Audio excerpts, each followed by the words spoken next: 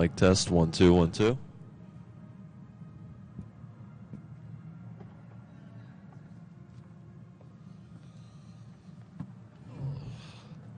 Mic test, mic test.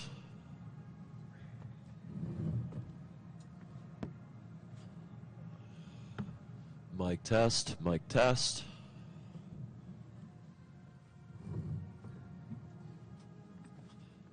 Mic test, mic test.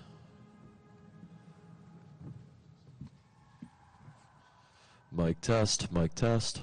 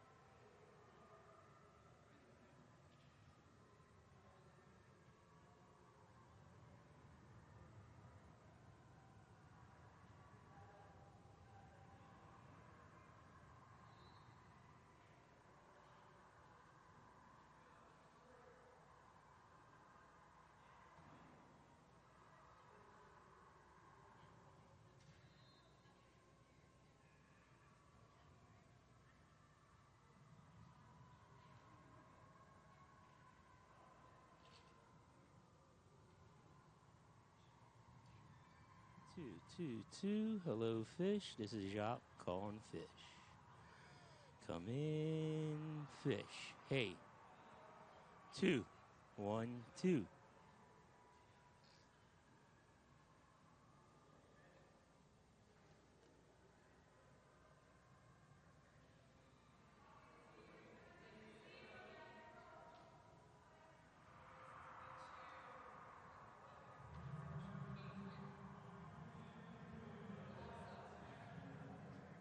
Hey, 1, 2, 2, 2, 2, 1, 2.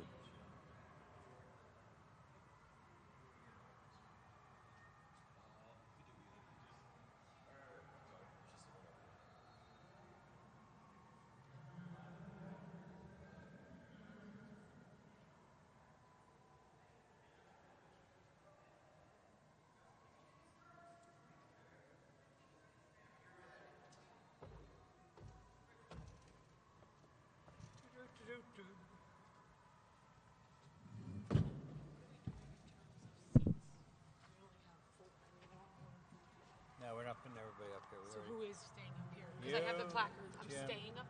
Yeah. Okay. I should probably be by you, right? No, Yeah. because Mac. And then who? Jim. That way she can kick me. I would love to. Jim. Sean and Larry. Can we get one more? We can Yeah, we get can get one one more chair open.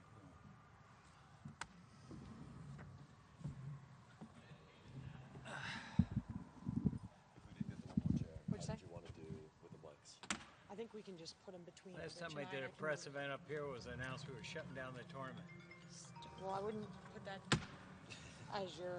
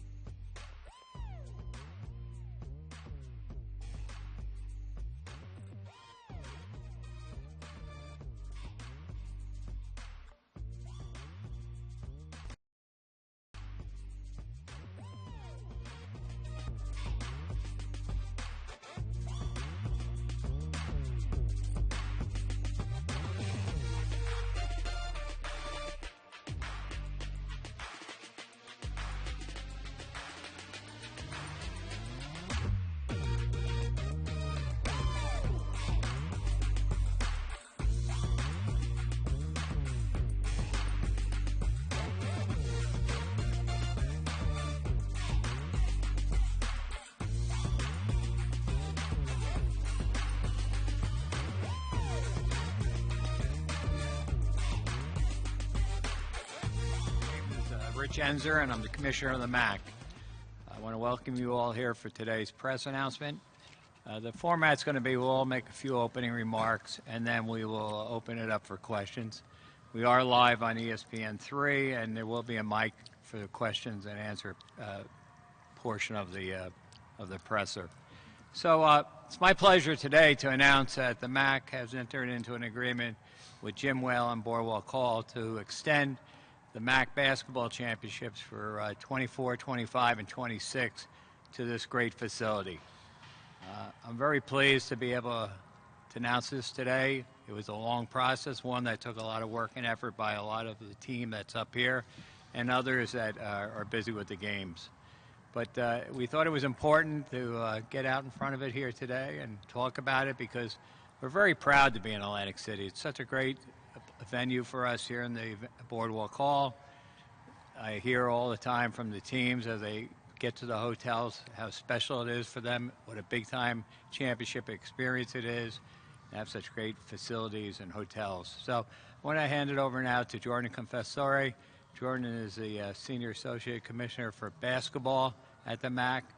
She led the RFP team that developed both the bid and the bid process and managed it throughout this past 6 months of review and study. So, Jordan? Sharon, thanks, Rich.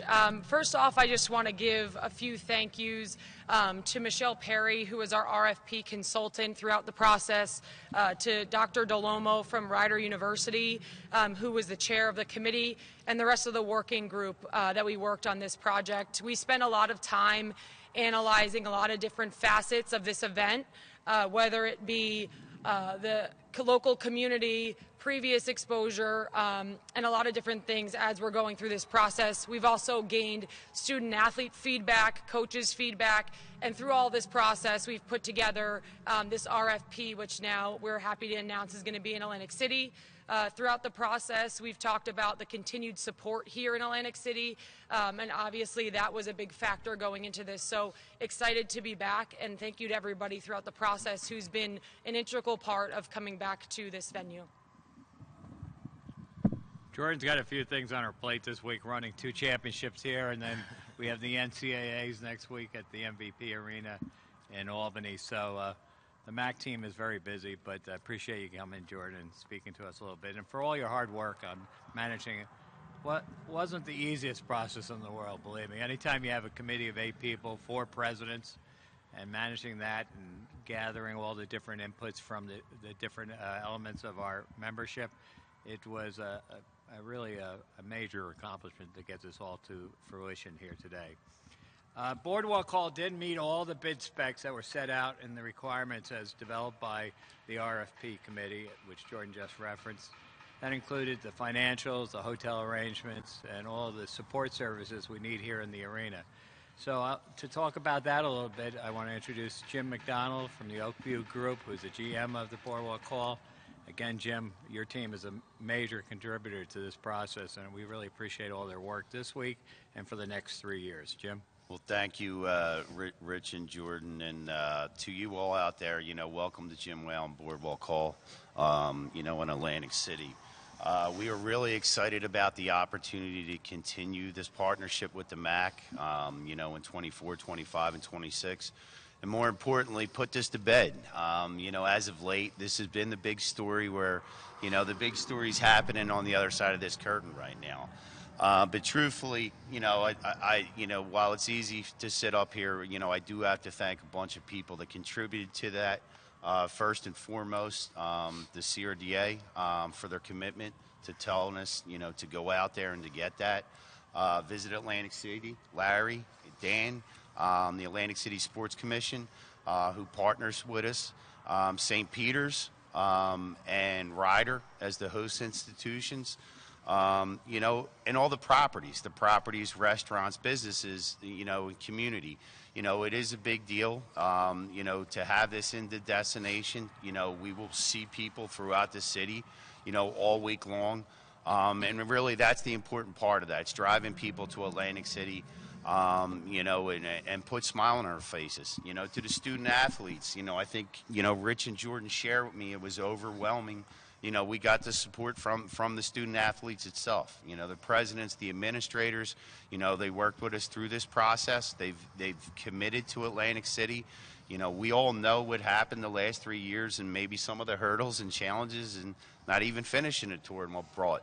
But, from day one, everybody supported us, worked tirelessly together, and it's really made this work. And maybe last and not least, to our staff here at the building, we started this journey a long time ago with the MAAC, I believe, Rich, 2017?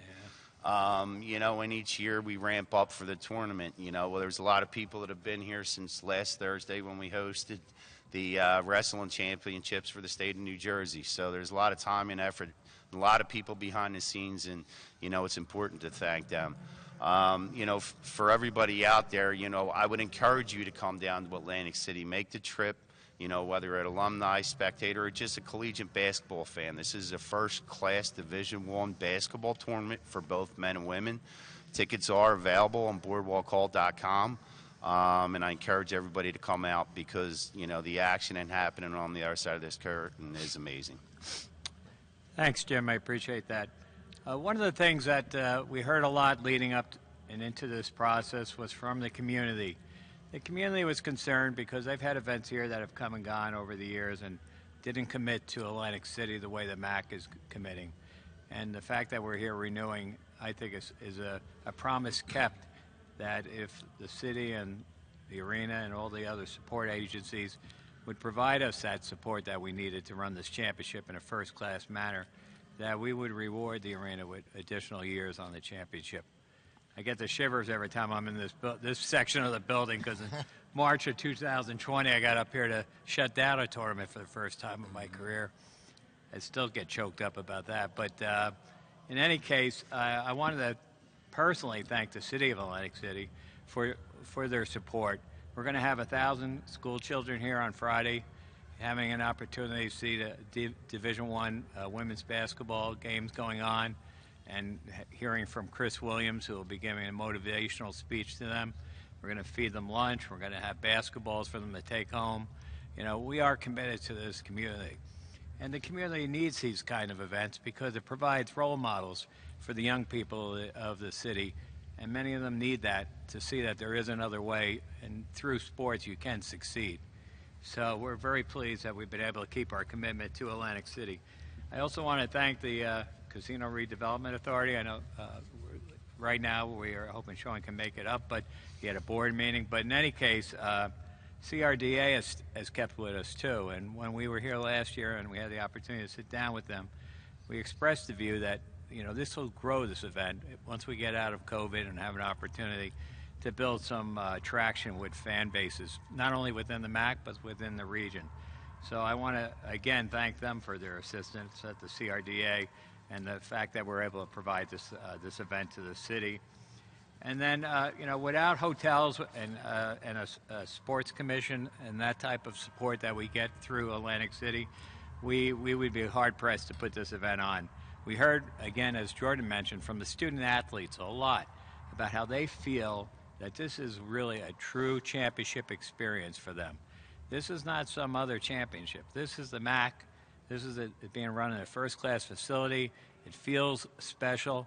And then when they go into the hotels, they really feel like it's something that they don't see all the time. And we're happy that they gave us such overwhelming support when they were surveyed in the process leading up to this decision. Now I want to ask Larry Sieg to say a few words on behalf of Atlantic City and the Sports Commission and the hotel community. Thanks, Rich. Thank you so much. Good afternoon, everyone. On behalf of myself and our team at the Atlantic City Sports Commission, led by Dan Gallagher, our director down front here, and also our entire team at Visit Atlantic City, we're very excited that MAAC has decided to bring back the tournament. It believes in our destination, and we're really excited that it will continue to make Atlantic City and Jim Whalen Boardwalk Hall their home. So it's interesting because we are within driving distance of 1/3 of the population of the United States. So that positions us really well to do any type of sporting events, both collegiate and also professional. So these events generate millions of dollars into the economy, and I can't stress that enough. It increases incremental visitation to the destination, so it's a win-win all the way around.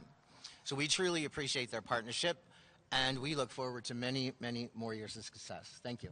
Thanks, Larry.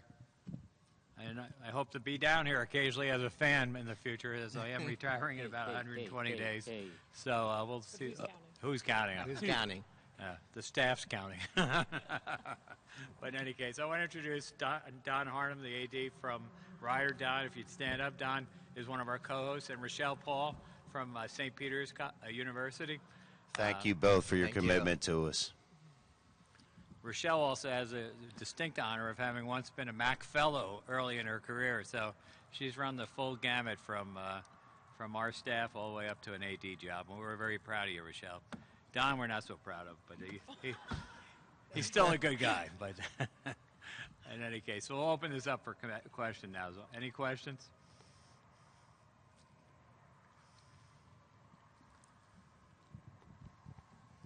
Hey, Rich, it's mostly for you.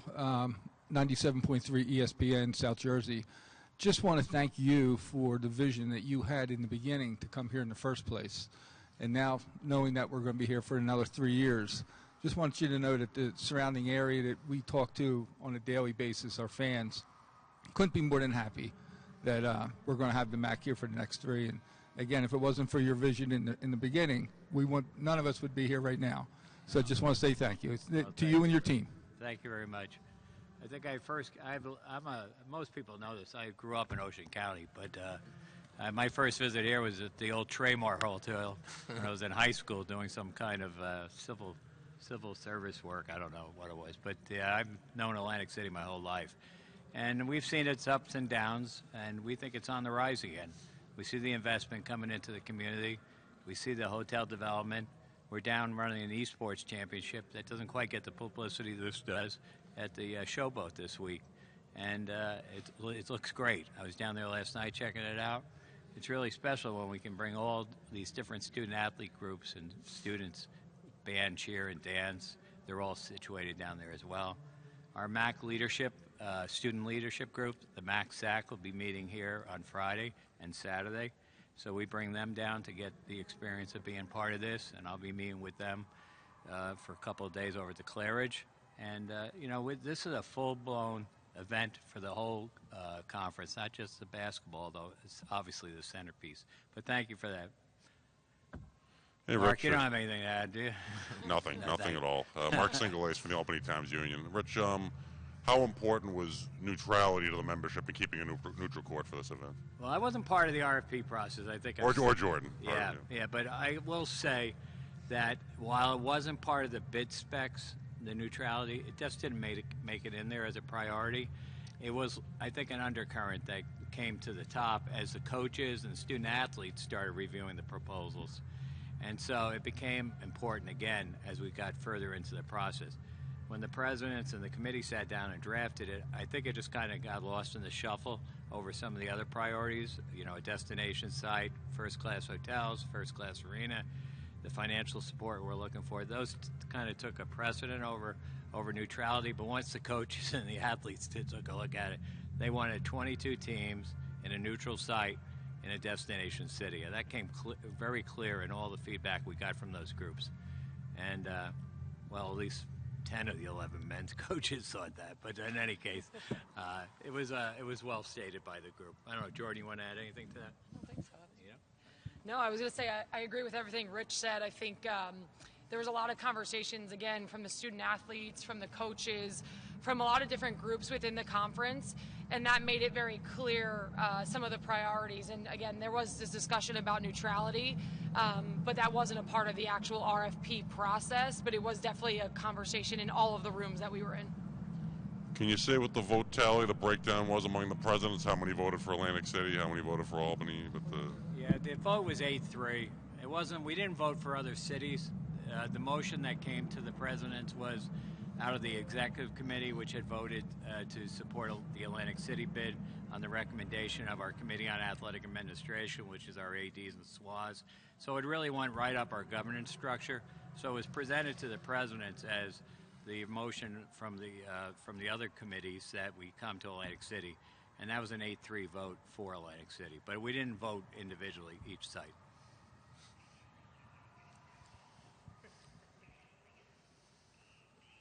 Question up front here.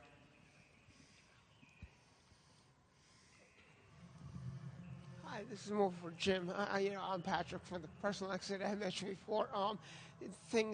I know, like we were talking, there was from other destinations they were looking at too. I mean, how awesome is it to get it back to Atlantic City for you? I mean, to your venue, being president here. I mean, this is big. I mean, this brings in a ton of people here. It's on national TV too. This show. I mean, so this is really big for your venue. Yeah, absolutely. I mean, I want to say this, right? There's only 32 of these. You guys helping me, right? There's 32 of these tournaments happening in the United States right now, in Division I basketball. So, yes, it is a big deal. And if you look at it that perspective, look, I'll be honest with you. There was a lot of people looking for the car crash. Is this going to be another failed sporting event, in Atlantic City? And I think we've proven that differently. The product on the court is first class. And I think, look, if you're a sports fan, if you're a basketball fan, what's happening out there right now is amazing. And you look at what happened last year with St. Peter's, right? Are they going to be the team that wins the tournament? I don't think a lot of people had picked them last year, and we all sat there captivated by that as they continued on to the tournament. And that we got to remember that. There's a lot of people that end their collegiate career here, and they were afforded the opportunity to continue on. So if you look at that and you take that into perspective, yeah, it is a huge deal, and it's a big deal that we're hosting this event. We will continue to host this event. And, look, Albany, hosted this event for numerous years, a lot of years. And, we continue, hopefully we'll sit in here 4 years from now with Travis and, the presidents and the ADs having the same conversation. Other questions? Well, again, I want to thank you all for coming out today. I want to thank our panel up here for speaking, and I want to thank Atlantic City for having us. We're looking forward to a great tournament this week. Thank you. Thank you. Thank you.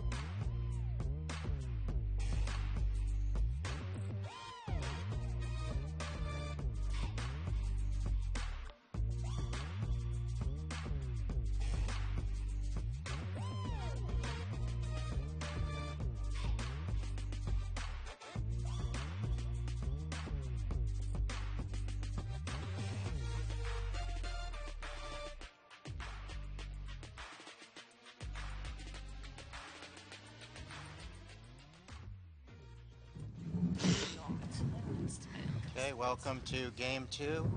We'll start with Lynn with her opening comments about the game. I mean, honestly, just really super proud of the effort of our young ladies. You know, we've had a lot of adversity. We had adversity today. I thought you saw a group of young ladies just refuse to lose. We talked a lot this week.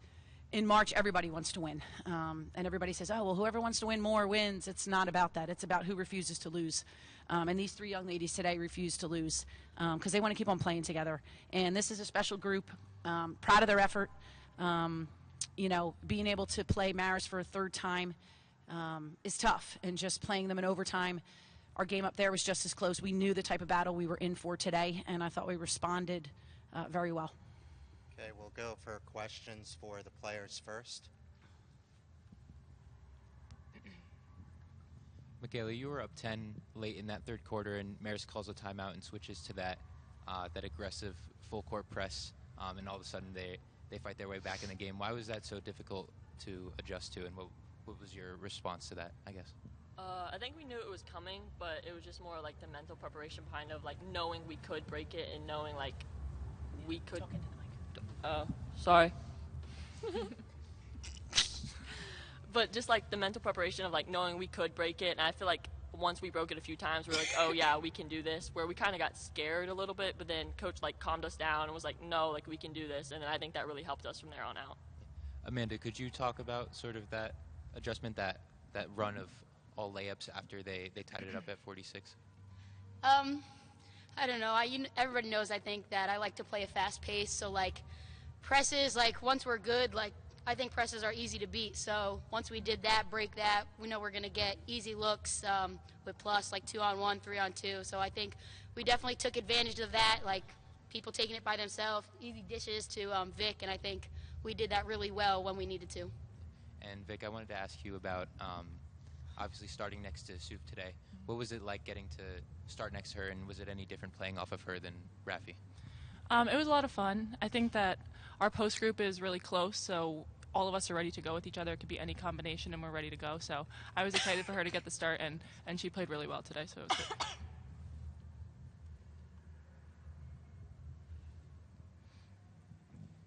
good. Amanda, at that stretch when it went to 46-46, just what kind of was going through your mind? Because you guys were able to almost flip a switch and turn in the opposite direction pretty quickly there. I mean, how did that sort of happen for you guys? We talked about that when it happened, or before the game. Like, we can't have any little lulls, like where other teams go on a run and we aren't able to respond. So once we realized, we were like, oh, that's happening right now, I think we realize we need to pick it up, be more aggressive defensively, be more aggressive offensively, and just play the way we play. Like, don't let them speed us up. Don't let what they're doing change how we play. And we did that, and we're able to pull it away.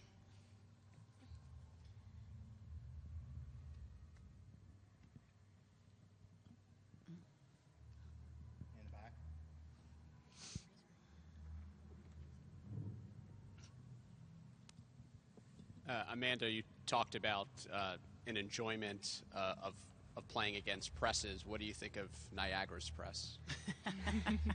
I gave them 30 minutes to enjoy this game. We're not thinking about it for 30 minutes. I think we'll be ready for it. Obviously, myself and my teammates, we've played against them more than, obviously, a few times. So we just got to mentally prepare for a faster game. But again, we can't let what they're doing dictate how we play. So we got to just play how we want to play, not let them speed us up, not let them take us out of what we want to do in the game, and try to control it ourselves.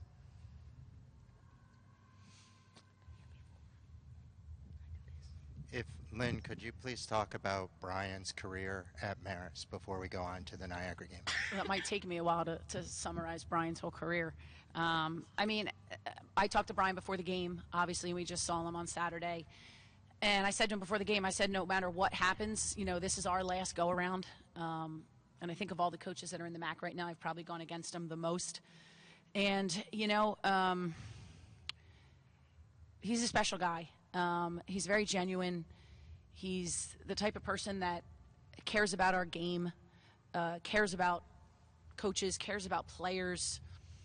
You know, he knows my players.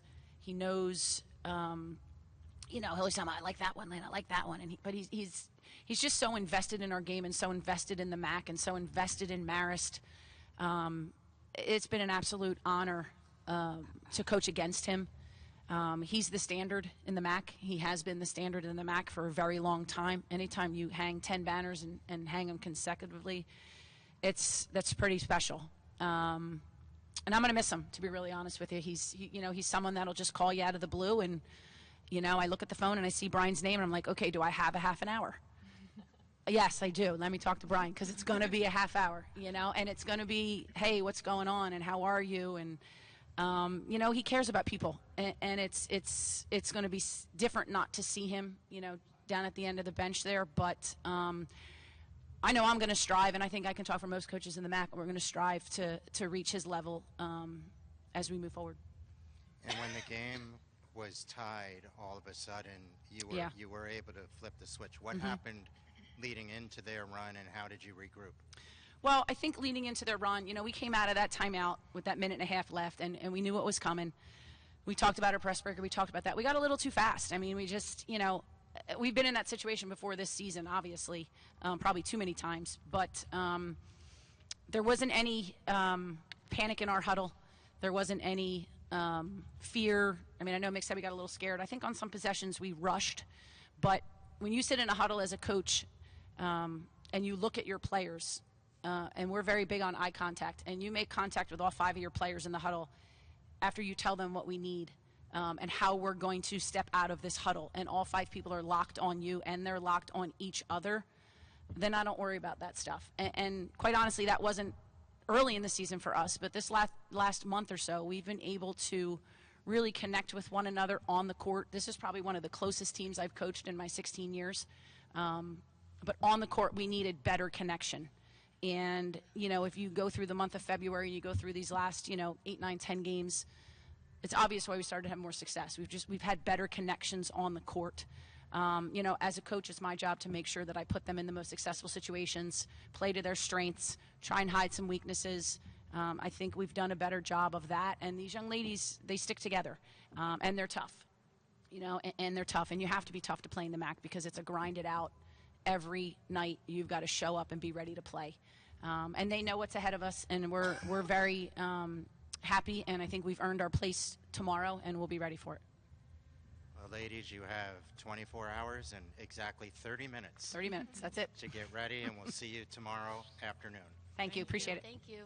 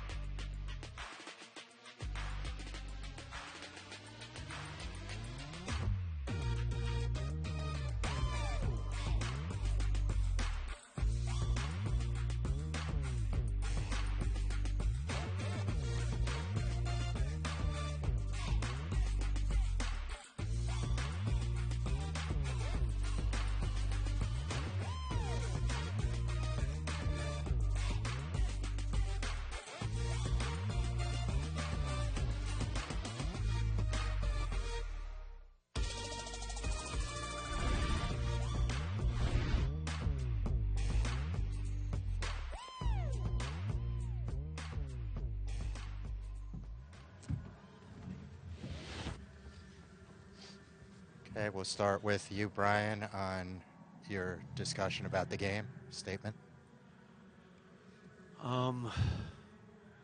Unfortunately, we didn't come out and have a good first half. Had shots, missed them. And then, to the kids' credits, they came back with pressure, which we normally don't do. And unfortunately, I wasn't smart enough to take the press off when it needed to, when it got down, at least when it came back to down 4. When we came all the way back, I needed to take it off. And, the one side of my head, the devil on the side is saying, oh, keep it up. You're getting back, you're back in the game. And I didn't listen to the little angel on the other side that was saying they're exhausted out there. And I don't know if you want to call it was a bad thing today, but fortunately, most of my life, I've never been down a lot. I've never had to make comebacks like that, and I don't handle them. And I just get so mad at myself, like they're exhausted. Get some fresh people in there, take off the plus, and just play good defense, where you're saying, no, the press got us back, and I just stuck with it way too long. And kudos to them. I think the difference in the game is you got a fifth-year player like Amanda Mobley, who was outstanding today. And 3 years ago, she kept us from, she didn't keep us from winning a MAAC title. We did win a MAAC title, except they gave it to Ryder. But she hit, a three-quarter court shot and 2 30-foot shots against us at our place. And so we ended up tied in the standings because we beat them at their place. And then, it should have been a tie, but I'm not going to go into that because it just gets me upset. But anyhow, she was wonderful today. She was the difference in the game. Michaela Fireball, very experienced. They say in a tournament, guards win championships, and their guards did today. Okay, we'll do questions for the players, and then we'll come back for questions for Brian.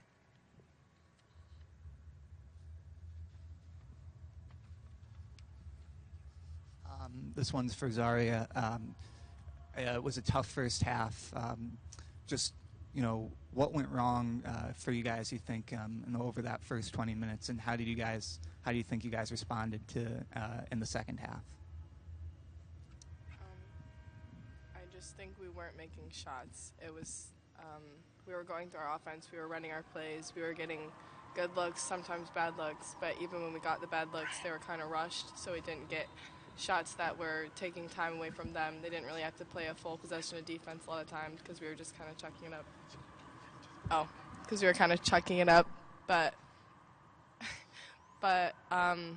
Yeah, I just think it was not a great shooting day. Like, it happens. It was the wrong day for it to happen and the wrong time for it to happen, but we all wanted it and we were all working hard for it. It just wasn't working out for us.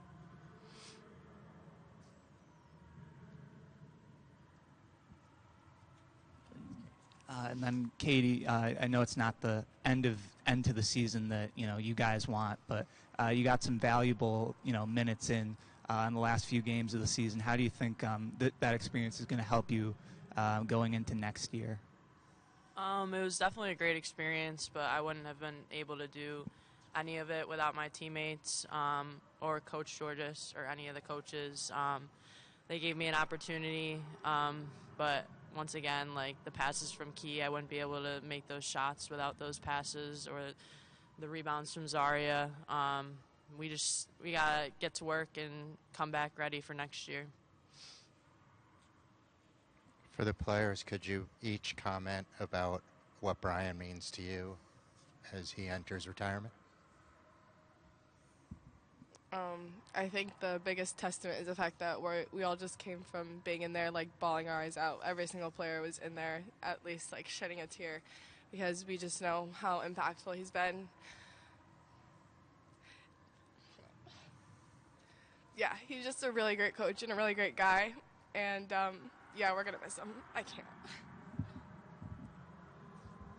I'm definitely going to miss Coach Georges. Zaria said, we all were crying hysterically in the locker room. And he definitely gave me a chance, just a young kid from Syracuse. I didn't have many offers, and he took a chance on me. So I definitely am very grateful for that. Okay, questions for Brian?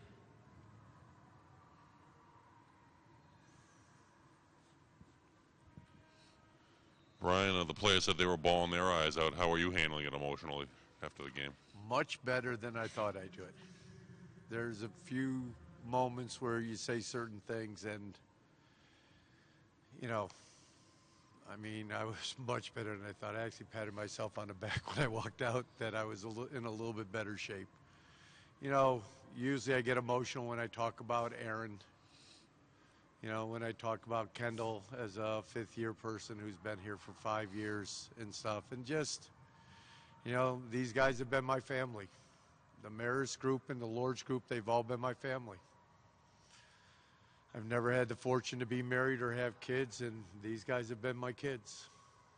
You know, and people ask me, do you have any kids? And I say, yeah, I have 13 of them, but I get to give them back at the end of May. And I get a 3-month break. And then I can't wait to see him again, or a 2-month, actually now a 6-week break. So, and that's what I worry about in retirement, is I won't see these guys.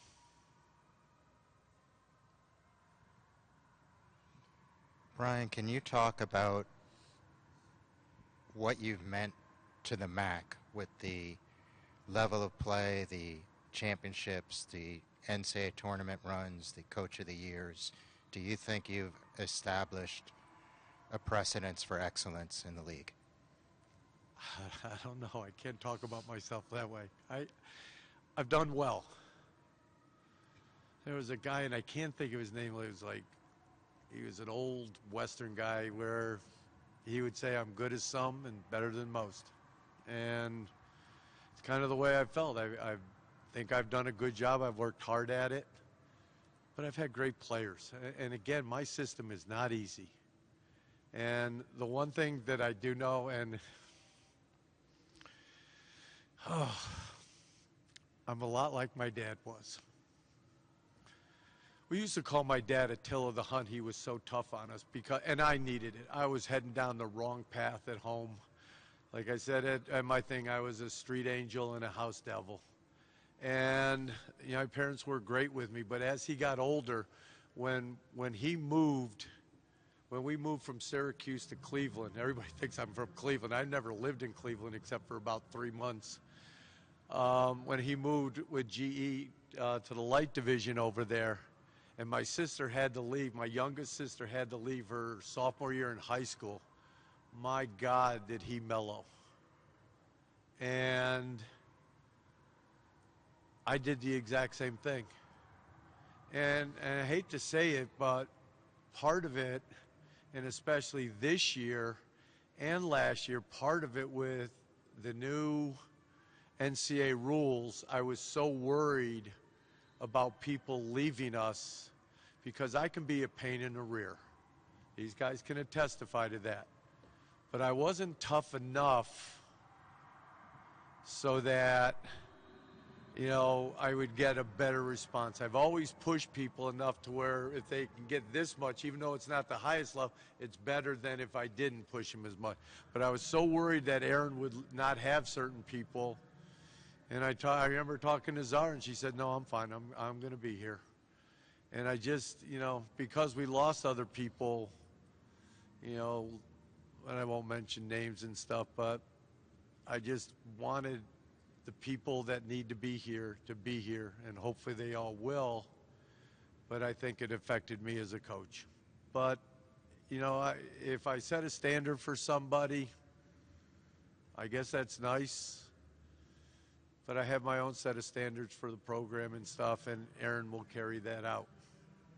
But the MAAC has been great to me. Rich Enzer has been absolutely wonderful, except in 2020, and I won't go into it again. But, and it's just a small part, but anyhow, it's been a wonderful ride. Now it's time to ride off into the sunset. It's like High Plains Drifter where he goes through and you got the heat waves going through. It's time to ride off.